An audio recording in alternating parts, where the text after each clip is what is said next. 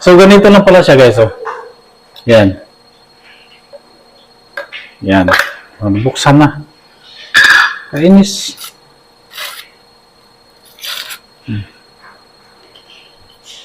Tanggalan natin ng ano, ng silver. Tagal din mabuksan.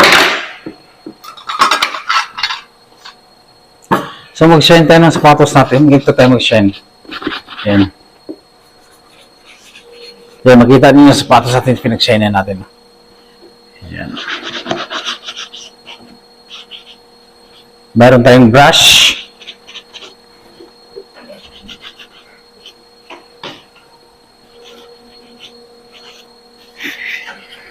Yan. So, ito yung ano natin, pang-duty natin na sapatos. Ito yung pang-duty natin, ito yung pang-sapatos natin na duty. Ano mo talaga to? Parang ako sa sarili mo salita. O hindi naman talaga ako marunong magsalita, no?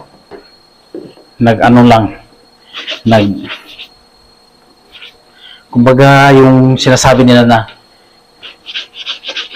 trying hard ba? Trying hard magba-vlog, magsasalita, pero hindi naman talaga, actually, hindi naman talaga marunong magsalita. Kakahiya, no?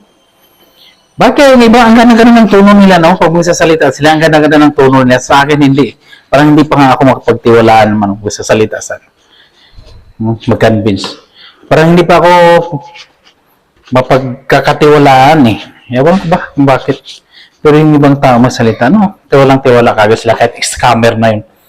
Pero tayo, na hindi mga scammer magsalita, hindi tayo paniniwalaan kasi hindi tayo magaling magsalita.